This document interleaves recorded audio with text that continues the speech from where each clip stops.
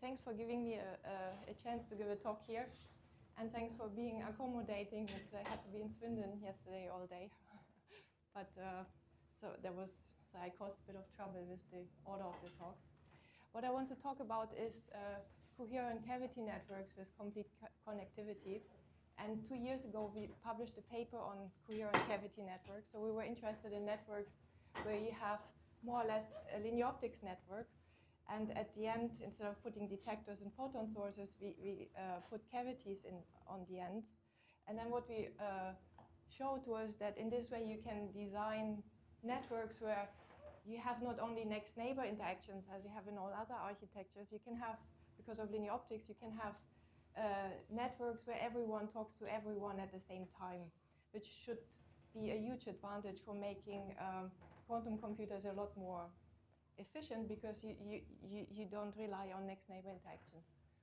What we then noticed is that we had naively written down a model for model the fiber connections in these networks, because there are a lot of cavity fiber networks, but usually the fibers are either very, very long or so short that they are cavities by themselves. So what we had done is we had written down naively a model to model fiber connections that were about 1 meter long. So the intermediate regime where you are neither in free space, neither in the cavity regime. What we did is, being good quantum opticians, we did what the previous speaker did. We wrote down we used kind of master equations and Hamiltonians in the platform. But it turns out there are good reasons why people usually don't use master equations to describe cavities that are that long. So what people usually do is they use an input-output formalism or the universe mode models and so on. So when Tom Barlow started his PhD, on the first day I told him we have to justify this Hamiltonian that we are using. So most of the talk will be about field quantization and master equations for optical cavities, trying to justify them. So we kind of add another model to the zoo of how to describe cavities. So some of the talk will be very, very basic, but I hope you bear with me and you see why I start from the beginning. So I first will give a 3-slide summary of how we model atomic systems. I don't know why I can't see it on the screen here. Okay, as you know, we're doing experiments with trapped ions since a long time, or you could have color centers in diamonds or quantum dots. We know very well how to describe spontaneous emission from them. And what we usually do is, when theoreticians look at this system, what they see is they see an atom that sits in a box, the free radiation field, and that box interacts with some environment. And that's our way of all the ingredients we need to model spontaneous photon emission. So what we do is we assume that the effect of a photon-absorbing environment is the following. So if you neglect the atom and you look only at the field, then what you know is that the photon will very quickly hit the wall of your laboratory and it will vanish. So what that means is to model the environment, so really the environment, not the free radiation field.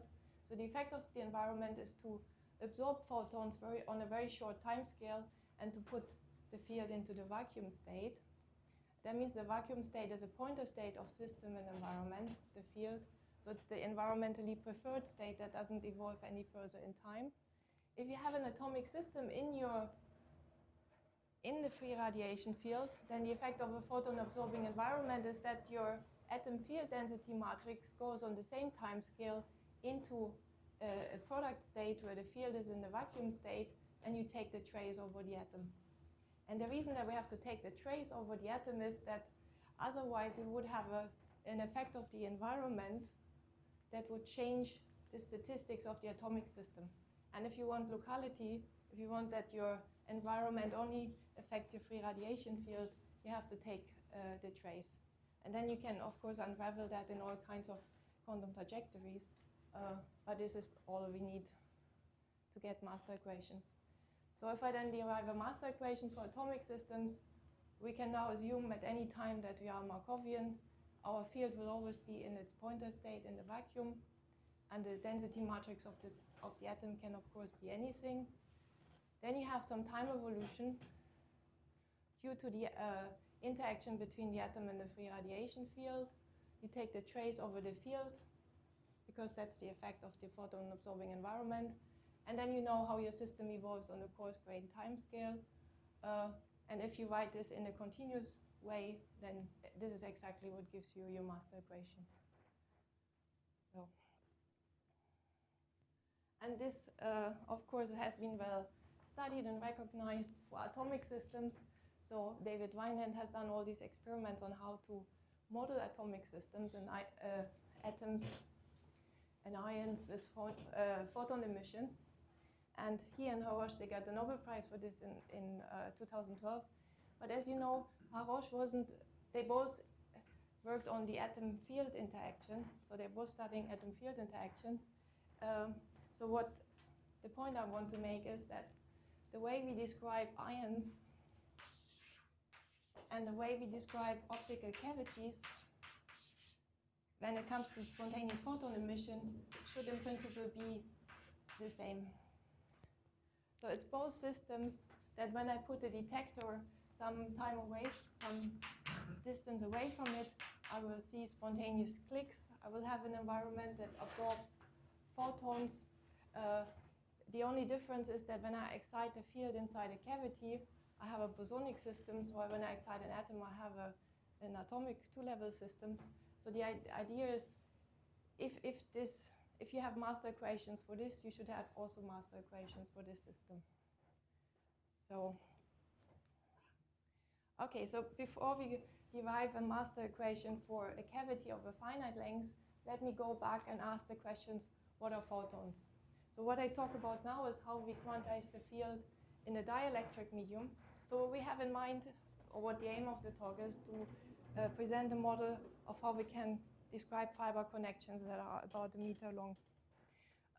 So let's first have a look at the dielectric medium where we don't have any boundary conditions. So in principle, we are kind of free space with the dielectric. So then what you have to put in any derivation of field quantization, more or less at one stage or the other, is that it is an experimental observation what photons are. So at the beginning of last century, people did realize that you can understand the spectrum of radiation of a black body with you could not understand it with classical electrodynamics, and then Planck managed to fit the curves that were experimentally observed by assuming. Why is this not full screen?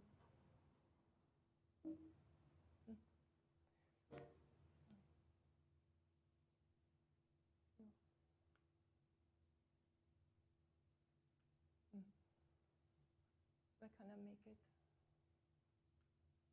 It's because it's that you have to open in green. Yeah.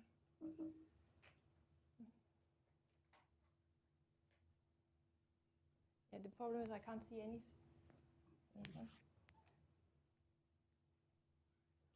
Just 1 second. Yeah.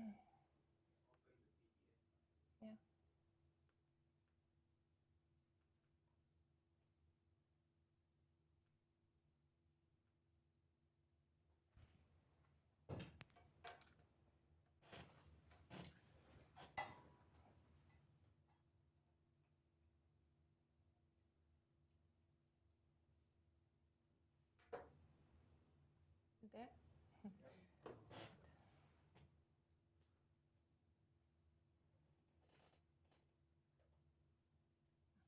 That's better. Sorry for that.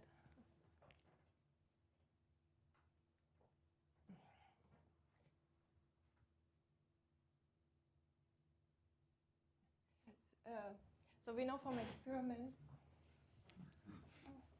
Okay, I better leave that. So we know from experiments that what photons are. They are the energy quants of the. Oh God, it's not my. Because you. Where is it?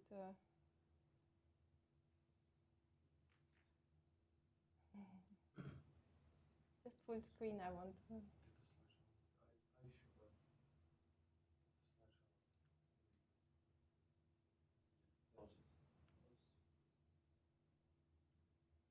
doing this?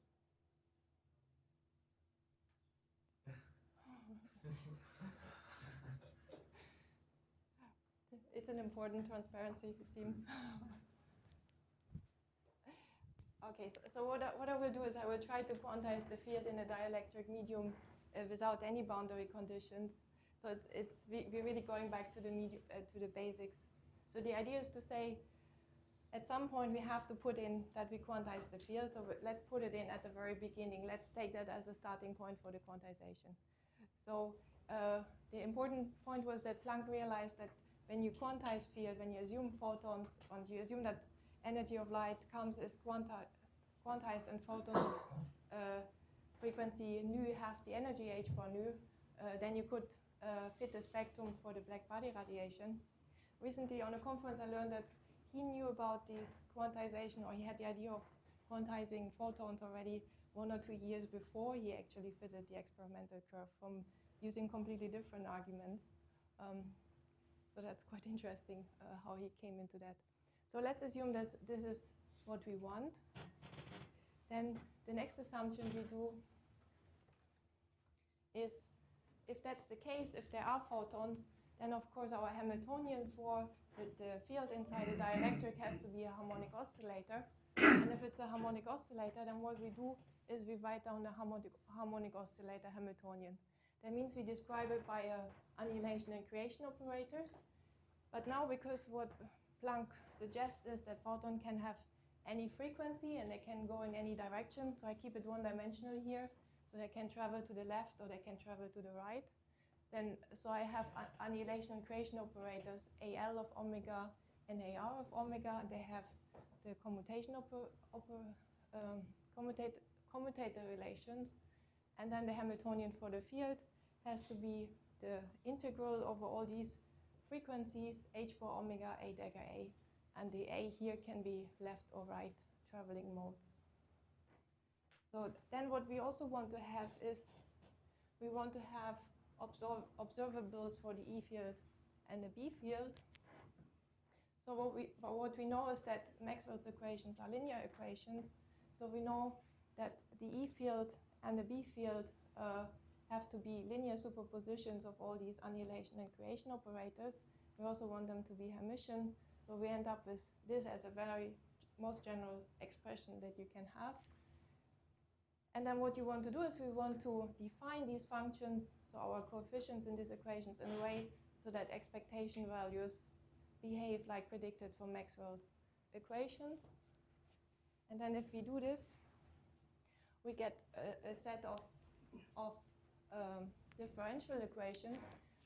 It turns out that you have to be careful if you keep the polarization fixed. You have to be careful because the signs in these differential equations, they behave differently depending on whether your light travels to the left or it travels to the right. And the reason that we can easily translate Maxwell's equations into a set of these kind of equations is because as long as you have a Hamiltonian and you have an observable, you know how that observable, how its expectation value evolves in time. So, and then the other requirement we also want that the field Hamiltonian looks like epsilon E squared plus 1 over mu B squared, because we know that's classically the case. And then if you put it all together, you end up with this Hamiltonian. So what these two equations give you is that define the E field and the B field up to an overall constant, because it doesn't matter how big your quantization volume is. So these solutions here, they are independent of the volume in which you quantize, because any factor drops out as long as it's the same on both sides. And then you need this Hamiltonian to determine the factor that you have an E field and a B field. So you don't need to talk about vector potentials. You don't need to be in a certain gauge, like Coulomb gauge, in order to get the E field, B field, and the Hamiltonian. And you also don't need to fix the size of your quantization volume. Just by saying photons, they have a continuum of frequency, you end up with everything you need. So what we do next is, now we want to introduce the boundary conditions. So up to now we talked about the dielectric that is spread out, And now we want to cut off the ends, yeah, of the fiber after 1 meter. But now what I did is I already defined what a photon is.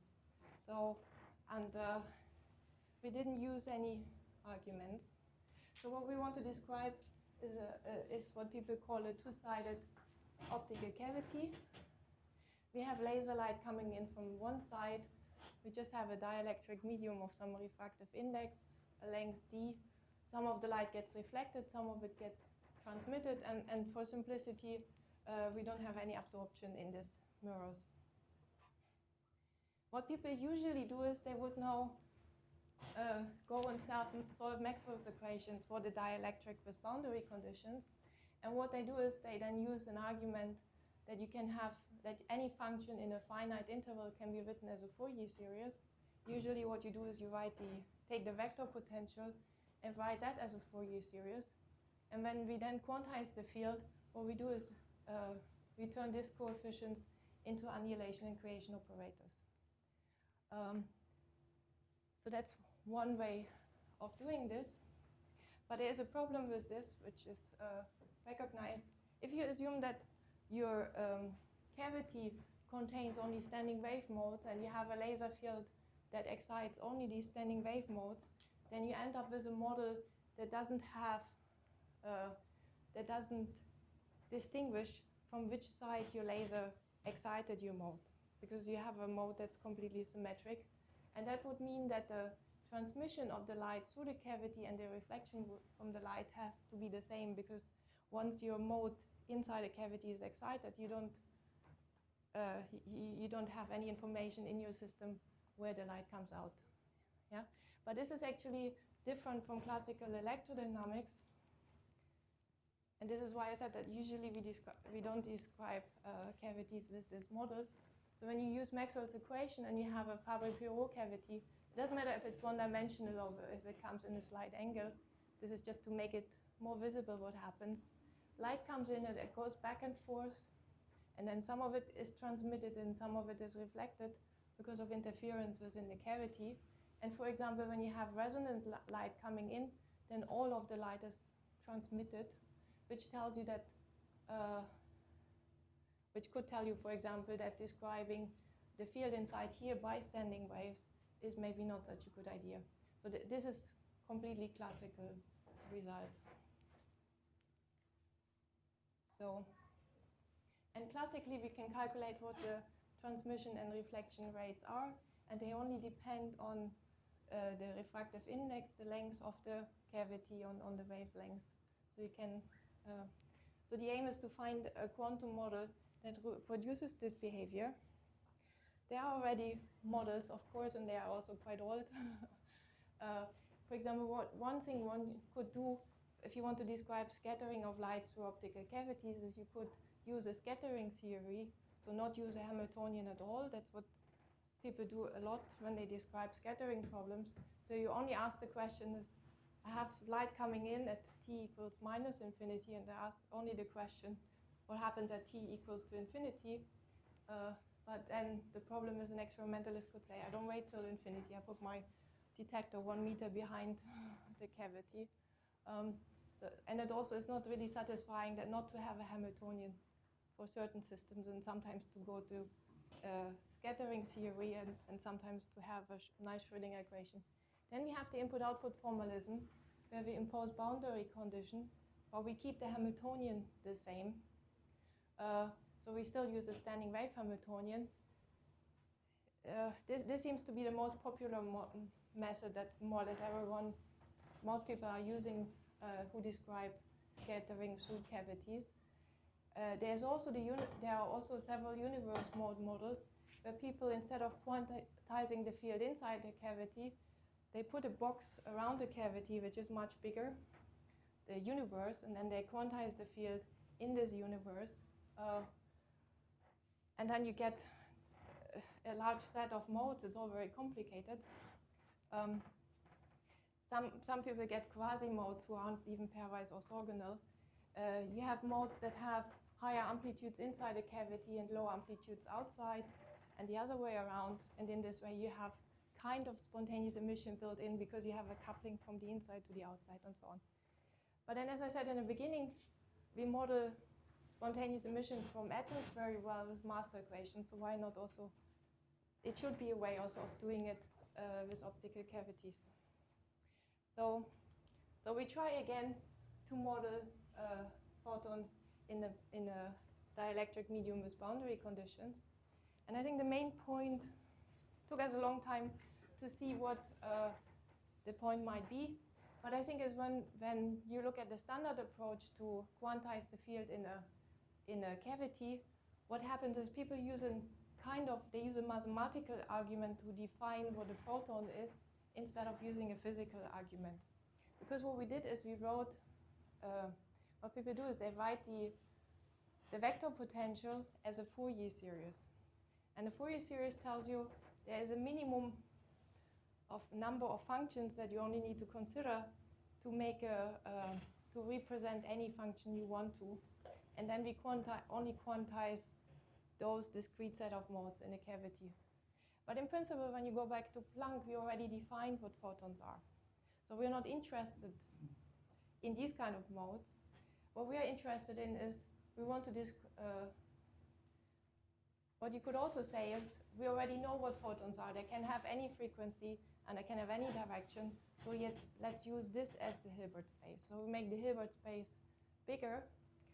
So what we want to do is we want to use the same notion of photons when modeling a dielectric with boundaries and without boundaries. Because what we are changing is we're changing something non-locally. You have a fiber and you cut it off at some end. It shouldn't affect the field, the description of the field. So we consider a continuum of field modes. So our Hilbert space is the same as we use when we quantize the field without boundary conditions. And one of the motivations for is if a photon comes into a dielectric, it doesn't change its frequency. Of course, I know I can model it by a superposition of discrete modes, looking only at discrete modes. But it's what I could also say is a photon comes in and then it excites some photon of the same frequency inside. So what we do is we use a different Hilbert space. So we allow for all frequency and we also distinguish left and right traveling modes within the cavity. And the motivation for this intuitively is that in this way we can assign different decay channels for photons traveling in different directions, which seems to be a maybe more natural way. So what we say is that instead of imposing boundary conditions on the electric and the magnetic field, what we do is we say we know what photons are. They have a free energy. They have any frequency. They travel left or right. They have a harmonic oscillator Hamiltonian in free space. So this is their free energy. And what the mirrors actually do is they change the direction of a photon. So if a photon travels to the right and hits a mirror, then it changes its direction and the photon travels back. Yeah. So what that means is instead of insisting on describing cavities by a harmonic oscillator Hamiltonian, we add a term to the Hamiltonian. We say that there is a coupling between left traveling photons and right traveling photons, but during the reflection, the frequency of the photons does not change. Yeah, so we use this as the cavity Hamiltonian.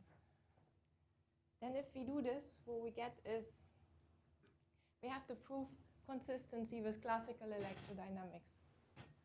So what I said, as I said before, we're interested in modeling the field inside a fiber.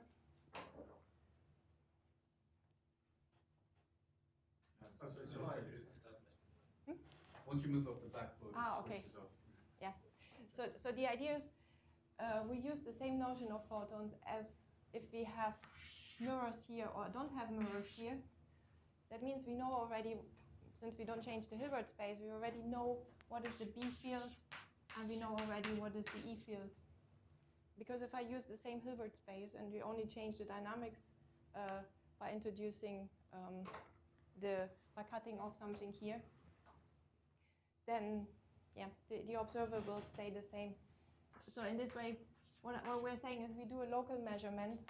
So if I prepare the same wave packet here in the cavity, then a local measurement of E of x should not change if I, just before the measurement, cut off what happens at the boundaries. Yeah? So if I cut off the fiber here in that moment.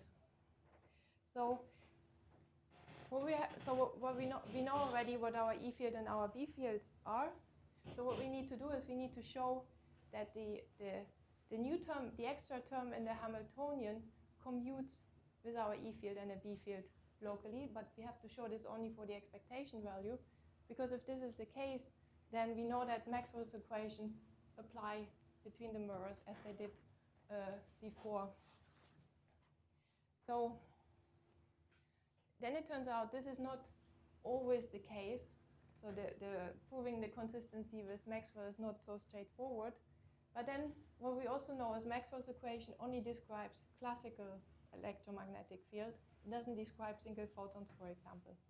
So what we say is that if we say that the classically allowed states are only the ones where taking out the photon traveling left or putting in the photon traveling right has exactly the same effect on the electromagnetic field because it's due to interference.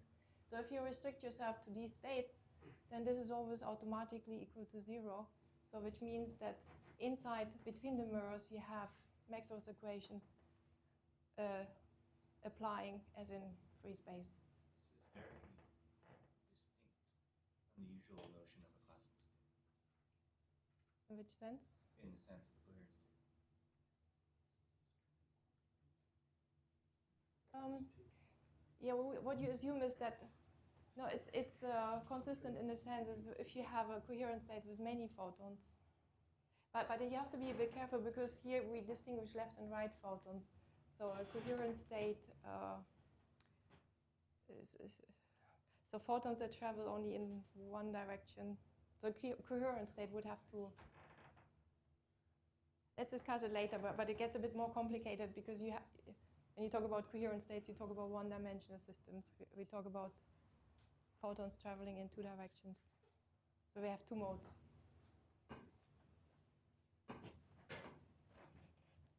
Yeah, let's look at this later. Maybe a comment before we go into analyzing the Hamiltonian. You can, of course, any Hamiltonian, you can diagonalize it. And if you diagonalize it, what you end up with a Hamiltonian that looks is of this form. When you do that to our Hamiltonian, you still sum over all the different frequencies. You can introduce new annihilation and creation operators, which are sum or differences of left and right traveling photons. And then you get a harmonic oscillator Hamiltonian. But what we will see is that whenever the frequency is not the cavity frequency, you get some kind of level shifts. And of course, the Hamiltonian is not diagonal in the standing waves because now the dynamics get affected by, or these level shifts, they take into account that the mirror actively does something to the photons. Yeah, it changes their direction. Okay, so, but then once we have this Hamiltonian, we can do what I did before with the atom. We can assume that outside here, outside the mirrors, we have a continuum of modes. And then what we can do is we can couple the inside to the outside, trace out the outside, and derive a master equation. And in this case, the master equation would look like this. So our Hamiltonian would be the free energy for left and right traveling modes.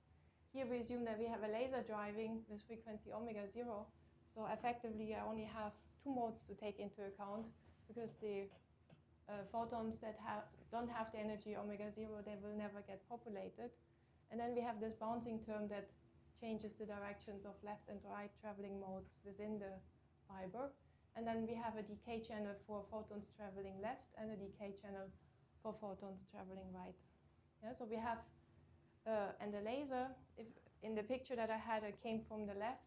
So it excites only photons traveling to the right. And now we have a model there where there actually is a difference of depending on where the laser comes from. And then we have assigned different decay channels to the different directions. So what we can do is we can then analyze this model And we can calculate, for example, I didn't put any details in the talk, I just give you the results. So what we can do is we can calculate the stationary state of these master equations, and we can calculate the stationary state of the number of photons in the mode that travels right, and the stationary states of the left traveling photons. And then you see, if you divide by the total number of photons coming out of the cavity, it doesn't depend on the laser driving. And then something really nice happens, because the expressions that we get, they're almost the same as the ones that you get in your classical system. So we don't put that in by hand, it really comes out by itself. For example, you see the transmission rate should be the same as this expression, and if I divide over kappa, then I have something that looks very similar. The problem we have is we have two parameters to fix kappa and j, so we have two free parameters in our master equation that we need to make consistent with this one. But this saying this one has to be the same as the transmission rate and this has to be the same as the reflection rate gives you only the ratio of j and kappa. So what we do in addition is we have a look at the case where we have no laser driving and photons in the cavity, and you see how they come out. And then you get not only the ratio of the parameters, but also kappa itself. And what you get is some relatively nice intuitive expressions. So that the cavity decay rate turns out to be equal to minus 2c over nd times the logarithm of r, where r is the reflectivity inside the cavity. So the probability of, or the rate how photons are reflected on the mirror's back, and the ln logarithm comes in because you have many back and forth reflections. So this also makes sense because c over nd tells you that if the cavity gets very long, then of course the photon stays in there longer because it sees the mirror less often. The same is for this coupling rate between left and right traveling modes. It also scales as c over nd. You have some dependence on the reflectivity within the cavity, and you also get a term in there that accounts for the sign of k0 nd. So this is this takes the amount of interference within the cavity into account, and it makes, for example, sure that that light that is in resonance with the cavity gets a zero bouncing rate. So in this way, what we get is that a laser that drives the cavity from the left, if it's in resonance with this cavity, all the light will come out on the other side. Yeah? But that's, of course, also how we fixed it. So you can look at special cases and have asked, does it make sense? For example, the easiest case is we make our cavity infinitely long. Then, because kappa scales as 1 over d and j scales as 1 over d, both go to 0, and your Hamiltonian becomes exactly the free field Hamiltonian. Yeah, so the free field Hamiltonian is a special case of our cavity Hamiltonian.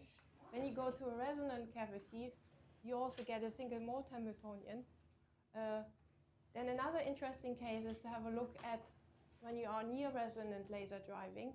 And what happens then is that I can make an expansion of the coupling term. So I can make an expansion of this term, and let's say our n is relatively large.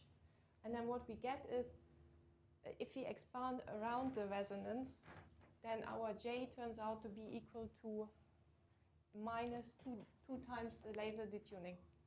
So it depends on the distance of the cavity resonance from the laser. And in this way, you end up with a master equation that has exactly the same parameters as the normal master equation. So it has the laser detuning in. And you can, of course, our master equation has more degrees of freedom because we have left and right traveling photons. But you can show that the mean total photon number, n left plus n right, behaves exactly as in the standard master equation with the single mode, but only near resonance.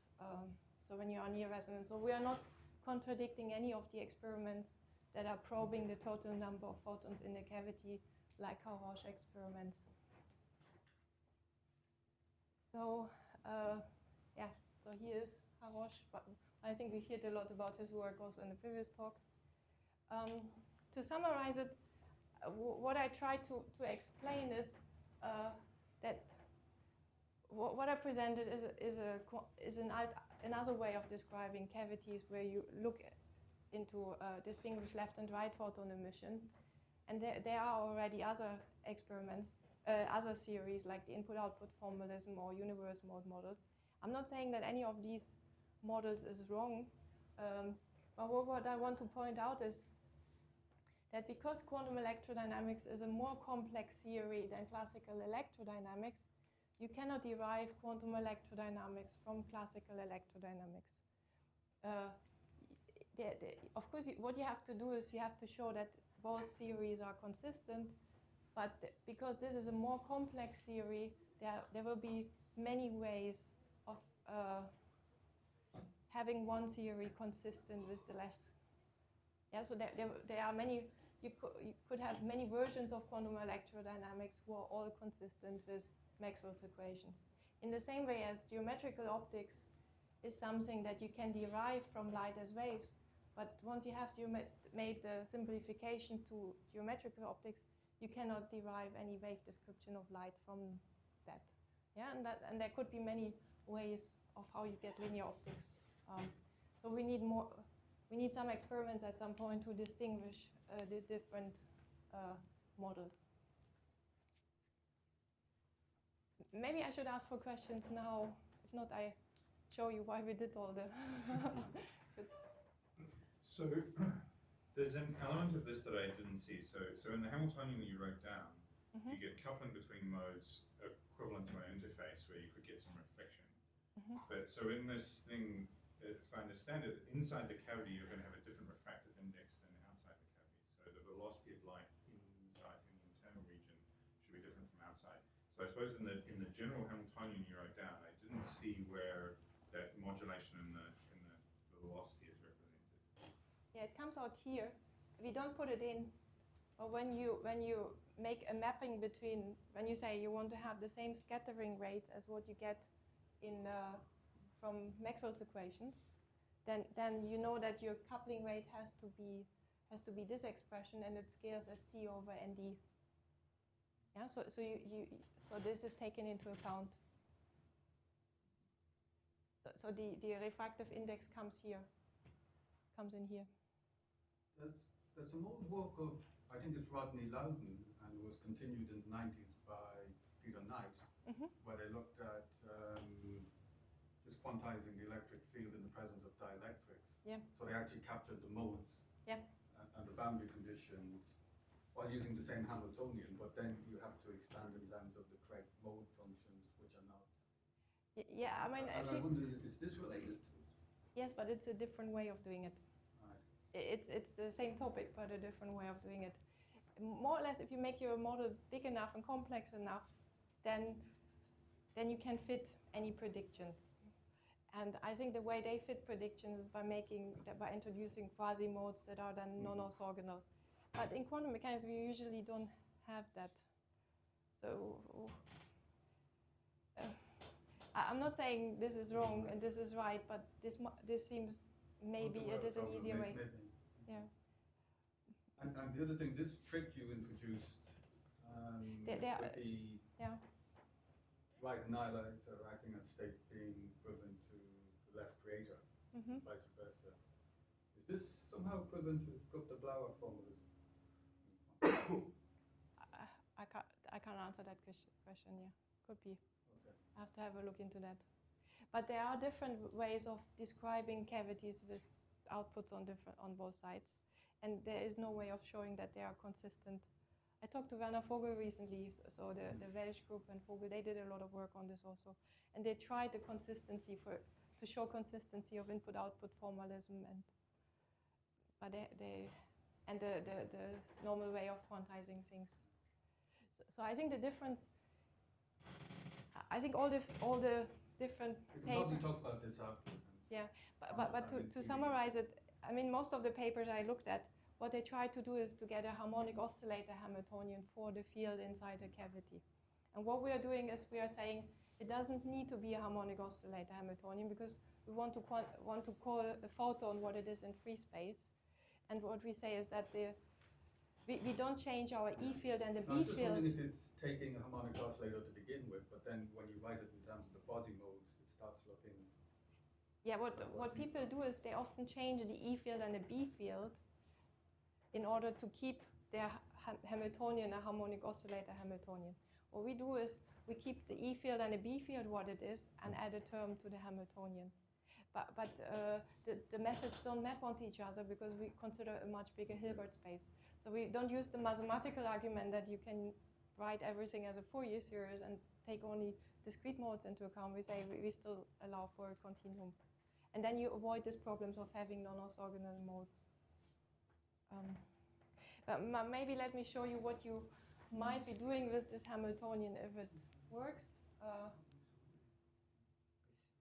So as I said already in the beginning, when there is a lot of work on cavity fiber networks, for example, there's this nice work by Hideo Mabuchi, who should have given this talk, but is not here, in '97. But what they assume is that or when people model these cavities who are connected by a very long fiber, what they actually do is they assume a time reversal argument to describe how one cavity couples to the other. Because if your pulse that comes out here has some time reversal symmetry, then you know it will do exactly the same thing backwards in time on the other end. So you don't need to worry too much. And then there are a lot of cavity networks where the fiber connections between the cavities are so short that you have a cavity between the other two cavities. And then some experimentalists say, why should I couple two cavities with a third one and stabilize another one and mix? Or then there is a huge number of papers on where people look at cavities that then have evanescent fields that are overlapping. And then, so what we had in mind is to do something different. We wanted to describe a network where you have cavities and you connect them, for example, to the end of a Bell multiport beam splitter, and then have all of the input ports talking to all of the output ports simultaneously. And for that, we needed a model there where we can describe these 1 meter fibers. And then, so for example, when we have two fiber connected cavities, we now have a Hamiltonian that has a free energy, a coupling between left and right traveling modes. Then you have a leakage into the cavity at the end. And you can model this. And the idea is essentially that if your leakage from the cavity into the fiber is much smaller, so if your cavities are very good and hold the photons very well, if this is much smaller than the bouncing rate or the coupling rate of left and right traveling photons, then you can do an adiabatic elimination, and you can adiabatically eliminate the fiber photons. And when you do that, you get an effective Hamiltonian where you couple the cavity on one end directly to the cavity on the other end. Yeah? So what you need to have is the cavities, the two cavities should be in resonance with each other, so they should have the same frequency. They should not be in resonance with the cavity, with the fiber. The fiber should not be too long and not too short, because if it's very short, then this J gets very large and your coupling gets very bad. Or if it's too long, then also this goes to 0. If it's too long, there's also a problem. So it works exactly in the intermediate regime. And then the fiber also should not be in resonance with the cavity, because otherwise this coupling rate would be 0, which is also not good. In fact, may I suggest that it should be exactly anti-resonant? Should be what? Exactly anti-resonant. So I have multi-mode cavity. Not exactly, but Second cavity. yeah, it doesn't need to be exactly anti-resonant, but away from the resonance. For example, if the fiber is about 1 meter long, you would get a 1 gigahertz rate of bouncing back and forward. Well, what you can do now also is you can use a whole linear optics network and couple n cavities on the input ports, n cavities on the output ports. Then you have a unitary operation that links the input ports to the output ports. So that's the transformation matrix of the linear optics network. Then you have every fiber mode then couples to a cavity mode, and you can adiabatically eliminate it. And then you get an effective Hamiltonian where every cavity interacts with all other cavities, so you don't get only next neighbor interactions. And then you can design all kinds of networks, and Elisa made nice pictures. For example, here we have one where we have 4 cavities, and if you can check that light that comes out on one arm talks to all the other cavities. So you get an effective coupling where all the 4 cavities talk to each other, or you could build 3-dimensional networks. So more or less you have quite a lot of flexibility of building more complex structures. So I guess time to come to the conclusions. So what we did is we extended the validity range of quantum optical models by introducing a traveling wave cavity Hamiltonian. So we changed the description of the cavity into by using a traveling wave description, but in close to resonance it changes to the standard Hamiltonian or the standard master equations. That's why we say we extend the validity range. And if this Hamiltonian is right, then you can use it to design cavity fiber networks with complete connectivity, which could be maybe more interesting than having systems with only next neighbor interactions. All the work, I left out quite a lot of details in the arguments, but everything I talked about is written up. So the work on these networks was published in New Journal of Physics 2 years ago, and the derivation of a master equation for a 2-sided optical cavity is on the preprint archive. That's it. Thanks. Right, thanks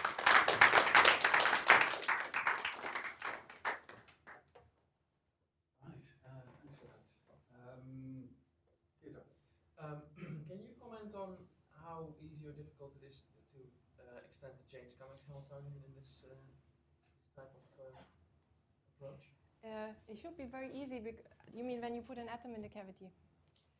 Then you effectively have a d times e coupling with the field. Then you now have a coupling to a superposition of 2 modes. So you can introduce an effective mode if you want. So the atom couples effectively to 1 mode. So it should be exactly the James Cummings Hamiltonian. Right, okay, so you don't get any sort of explosion of sort of computational difficulty. No. It's that you couple to 2 modes, but you couple to the sum of those, and then I think differences only come in when you put maybe 2 atoms in different positions, or if you drive from both sides. I think one way of checking if the model is actually to distinguish from input-output formalism would be we need to go to more complicated setups. One way would be to look, for example, into correlation functions, and we are calculating that at the moment. Because as long as your cavity mode is only a single mode, then the laser that excites it would create a coherent state. And then when the photon comes out, it stays coherent. But if you have a more complicated structure going on, then it makes a difference. The stationary state changes after an emission depending on whether it comes out left or right. So it goes in your direction with your using second-order correlation functions to learn more about the source. So it's kind of very closely related to this idea.